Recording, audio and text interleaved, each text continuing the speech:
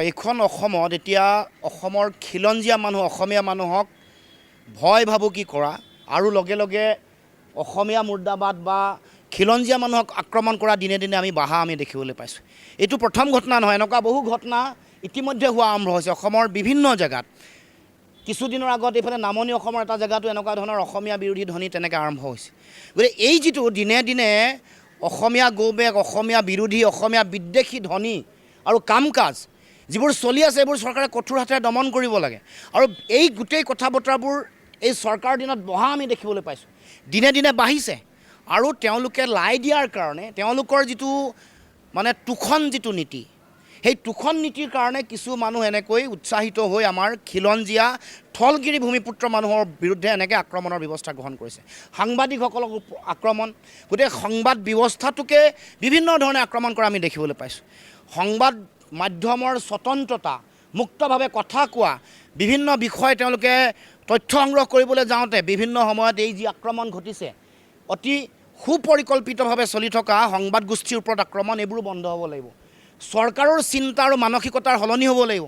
গতিকে মই আহ্বান জনাইছোঁ যে এনেকুৱা ধৰণৰ যিবোৰ অসম বিদ্বেষী খিলঞ্জীয়া থলগিৰি মানুহৰ বিৰুদ্ধে যিবোৰ মানুহে এনেকুৱা ধৰণৰ উচতনিমূলক মন্তব্য আৰু এনেকুৱা ধৰণৰ মুৰ্দাবাদ ধ্বনি দিছে, তেওঁলোকক কৰায়ত্ব কৰি আনক, তেহে বুজিম যে এখন চৰকাৰ অসমৰ নাগৰিকসকলৰ প্ৰতি তেওঁলোক দায়বদ্ধ। এতিয়ালৈকে কোনো ধৰণৰ ব্যৱস্থাই গ্ৰহণ কৰা নাই। এই কথাই চৰকাৰ আৰু মুখ্যমন্ত্ৰী তেওঁলোকৰ যিটো মানসিকতা সেইটো প্ৰতিফলিত হয়। আৰু এই কথা বতৰাবোৰ আমি দেখি আহিছোঁ বহুদিনৰ পৰা। অসম বিদ্বেষী, অসম বিৰোধী কাম কাজক উৎসাহিত কৰি অহা হৈছে। এইবোৰ বন্ধ হ'ব লাগিব। যোৱা 5টা বছৰ চৰকাৰ হৈ গ'ল, এতিয়া আকৌ নতুনকৈ চৰকাৰ হৈছে। ড্ৰাগছ বিৰোধী অভিযান চৰকাৰে কৰিছিলে, আজিলৈকে কৰিব নোৱাৰিলে কিয় কঠোৰ হাতেৰে তেওঁলোকে দমন কৰিব নোৱাৰিলে? যিসকল অপৰাধী আছে, যিসকল ড্ৰাগছ ব্যৱসায়ৰ লগত জড়িত, ড্ৰাগছ মাফিয়া, সেইসকলৰ বিৰুদ্ধে কঠোৰ ব্যৱস্থা গ্ৰহণ কৰিব লাগিছিল। নকৰাৰ ফলতে আজি এই পৰিৱেশ উদ্ভৱ হৈছে। তাৰ চৰকাৰৰ লগত কিবা দহৰম মহৰম আছে নেকি? ড্ৰাগছ ব্যৱসায়ীসকলৰ ভাং গাঞ্জাৰ এইবোৰক ধৰিব লাগে, কৰায়ত্ব কৰিব লাগে। 5 বছৰটোত চৰকাৰে হিমন্ত বিশ্ব শৰ্মাৰ প্ৰথম কাৰ্যকালৰ মুখ্যমন্ত্ৰী হোৱাৰ সময়তে ড্ৰাগছৰ বিৰুদ্ধে ব্যাপক আৰু অতি শক্তিশালী ব্যৱস্থা গ্ৰহণ কৰিছিল। তাৰ পাছতো কিয় কৰিব পৰা নাই? এইটো অত্যন্ত ৰহস্যজনক কথা। গতিকে এতিয়াও আমি কওঁ, আমাৰ নতুন প্ৰজন্মৰ সুৰক্ষিত ভৱিষ্যতৰ কাৰণে ৰাগিয়াল বস্তু, ড্ৰাগছ এইবোৰৰ পৰা মুক্ত কৰি সমাজ সুন্দৰ কৰিবৰ কাৰণে চৰকাৰে ব্যৱস্থা গ্ৰহণ কৰক। এইটো শ্লোগান নহয়, এইটো কেৱল মাত্ৰ দুদিন এদিন চেনচেশ্যন সৃষ্টি কৰা মুখ্যমন্ত্ৰী মুখৰ ডায়লগ হ'ব নোৱাৰে।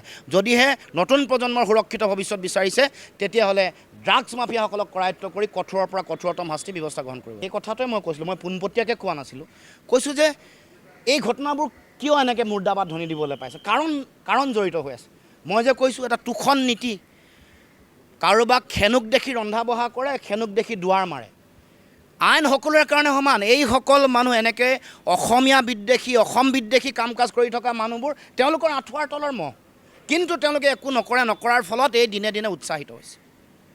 মই কোনো মানুহৰ বিৰুদ্ধে কথা কোৱা নাই, কিন্তু অসম বিৰোধী মন্তব্য যি দিব, অসমৰ মানুহৰ খিলঞ্জীয়া মানুহৰ বিৰুদ্ধে যিসকলে কাম কাজ কৰিব, তেওঁলোক অসমৰ জাতীয় জীৱনৰ গণশত্ৰু। তেওঁলোকক কঠোৰৰ পৰা কঠোৰতম শাস্তি ব্যৱস্থা গ্ৰহণ কৰিব লাগে। আৰু এইটো মুখ্যমন্ত্ৰীৰ দায়িত্ব আছে। কেৱল মাত্ৰ কথাই বতৰাই জাতি মাটি ভেটিৰ কথা ক'লে নহ'ব। ইয়াত যোনে অসম বিদ্বেষী, অসম বিৰোধী কাম কাজ কৰিছে, যি কাম কাজ চলাই আছে, তেওঁলোকক কঠোৰৰ পৰা কঠোৰতম শাস্তি বিহিব লাগিব।